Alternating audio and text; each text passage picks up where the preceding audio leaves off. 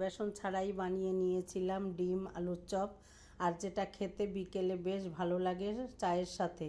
আর এখানে আমি বড় 4টা আলু একটু পানি দিয়ে সিদ্ধ করে নিয়েছি, আর আলুটা খুব ভালো করে সিদ্ধ করে নিতে হবে। আলুটা সিদ্ধ করে নিয়ে আমি প্রেসার কুকারে সিদ্ধটা করেছি, করে পানিটা ছেঁকে ফেলে এবার একটা কাপ দিয়ে আমি ভালো করে ম্যাশ করে নিলাম। আর আলুটা এইভাবে সুন্দর করে ম্যাশ করে আমি এক পাশে রেখে দিলাম। রেখে দিয়ে এখানে আমি আরেকটা পাত্র নিয়েছি কিছুটা ফ্রেশ ধনিয়া পাতা কেটে ধুয়ে পরিষ্কার করে নিয়েছি।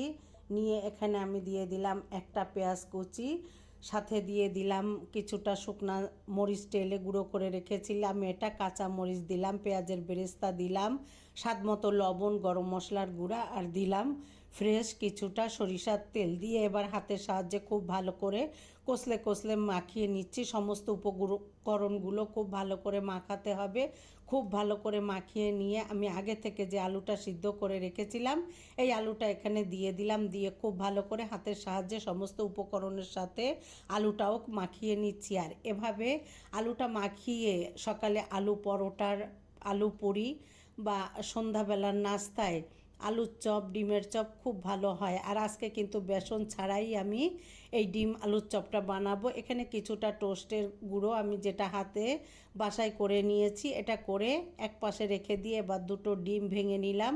সাথে নিলাম 2 টেবিল চামচ পরিমাণ আটা, নিয়ে খুব ভালো করে স্বাদ মতো একটু লবণ দিয়ে ডিমটাকে খুব ভালো করে ফেটিয়ে নিয়েছি। আর এই আলুর সাথে আমি 2টো ডিমও সিদ্ধ করেছিলাম, মাঝখান থেকে অর্ধেক করে নিয়েছি আমার সুবিধার্থে। এবার আমি সমস্ত ডিমের চপ, আলুর চপগুলো খুব ভালো করে শেপ দিয়ে নিলাম। নিয়ে এক পাশে রেখে দিয়ে আমি চুলায় পাত্রে তেল বসিয়ে দিয়েছি গরমের জন্য। আর এবার সমস্ত উপকরণ রেডি করে নিয়ে আমি চলে আসলাম আলুর চপ, ডিমের চপটা বানাতে। প্রথমে আমি ডিমে একটু আলুর চপটাকে এপিটপিট করে গড়িয়ে নিয়ে এবার টোস্টের গুঁড়াতে এপিটোপিট করে খুব ভালো করে লাগিয়ে একটু ঝাড়া দিয়ে নিয়ে আবার আমি ডিমে একবার চুবিয়ে নিয়ে এবার আমি সরাসরি তেলটা গরমে দিয়েছিলাম এখানে দিয়ে দিলাম।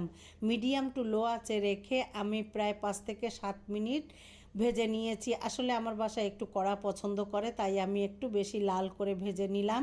আর এভাবে কিন্তু ভাজলে বেশ ভালো লাগে এই ডিম আলুর চপটা খেতে। ডিমের চপটাও যেমন সুন্দর, আলুর চপটাও কিন্তু এভাবেই সুন্দর হয়। আর এক একটা বেসন দিয়ে ভাজলে একরকম স্বাদ, আর এভাবে একরকম। এবার আমি আলুর চপগুলো উঠিয়ে নিয়ে একে তেলে আমি ডিমের চপটাও একইভাবে ডুবিয়ে ভেজে নিয়েছি। আর এভাবে সন্ধ্যায় গরম গরম চায়ের সাথে পরিবেশন করতে পারেন।